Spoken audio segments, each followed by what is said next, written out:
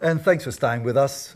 Kim, it's been a great show. I've really enjoyed it. Mate, it's been absolutely brilliant. Found out stuff about different sports that I really didn't know much about. I was good at them all, but didn't know much about them. I still want to cover a little bit on the cricket scandal. I mean, it is a disgrace.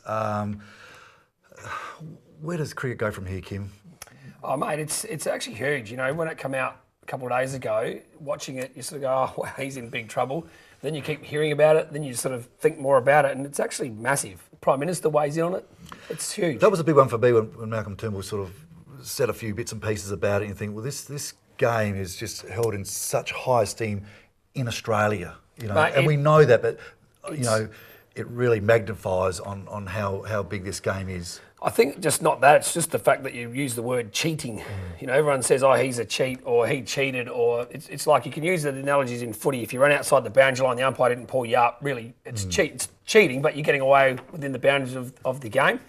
Like, when you come out and actually say, we actually premeditated this and cheated, it's just unbelievable. I'm astounded by it. Astounded. Yeah, it's got to be some very, very interesting next few days when we hear all different outcomes and penalties and fines and I think the boxes have got to be ticked because seeing kids being distraught, young cricket fans around Australia being distraught, saying, well, you know what, he's not my favourite cricketer anymore, and he's put the game in disrepute. It's amazing when you hear from the youngsters how they're feeling about it.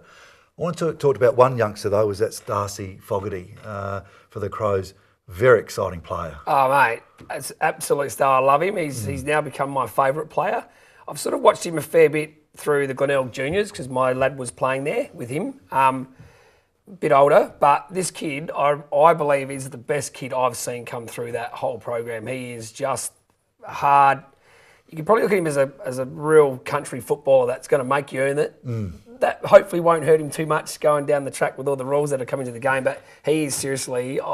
the Crows got a steal. Dead set got a steal with him. What about young Riley Bonner from the Power? Pretty exciting. He's very, very fast. He has got some legs, speed. There was another kid that actually played with my lad through the whole junior development of, he was at Goody Saints, my lad was at Foss, and they've played together for under 16s and all those sorts of things. And you look back, he was just okay, but he's just come on in leaps and bounds, and his game last week was brilliant. Like, hence he gets the NAB Rising Star for the first round, which is great. But yeah, he can play, and he's a very fit kid. He did athletics through the amateur athletics system, so that's obviously helped him. And that's another sport, really, athletics. And we're talking about. We were chatting to Vicky about in squash that as someone who takes it up young, it can also lead you because reflexes and speed at the contest, and athletics is very similar. And you see. A lot of kids that done athletics, go into another direction, and that's AFL because it's a fast game, isn't it? Like, can you believe how much it's changed? I know we've covered other sports today. We haven't spoken a lot about the AFL and football, but it's changed so much, hasn't it? Mate, it's changed a heap, and you tell me all the time and tell everyone else how you were the best in Australia for hurdles, for athletics, and hence is why you were so good. I mention a few people. You don't mention it. You talk about it. Oh, do I? Yeah, every time we catch up. Every party, every time we catch up, you sort of chuck something in about how you were really good at athletics, and then how. Well, at least I didn't say that in front of Vicky though. You've compared your resume with Vicky's. I can't believe it. I'm actually surprised you didn't actually chuck in how you were favourite to win a Brownlow. I wanted to. Yeah, hey, look, I know. You tell everyone else, so I'm surprised. You're very humble up here today. I have been. Now, the season so far, we're only a couple of games in, and of course Port are playing in a couple of days' time. Where do you feel the teams will finish? I don't know, early days, but you see a couple of games of the Crows now, just one of Power, but of course a lot of the other pre-season games. So we've had a good look. Yeah, look, pre-seasons, I don't think you take too much out of it. The guys are just trying to get themselves prepared, but I think you can't really take too much out of any of the games until round 4, when everyone's played sort of a couple of harder teams, a couple of easier teams, and actually started to get their new recruits together and bond pretty well. But Port's first game was pretty good with all their recruits playing very well. Yeah. Adelaide's the other week, mate, they should have won, 20 points. Done. So we talked about a couple of juniors. I know we've sort of got the wind up. We've got to get going, but I know we spoke a couple of the youngsters. Now Port have got to play a bit of a veteran in Buddy. 8 goals last week.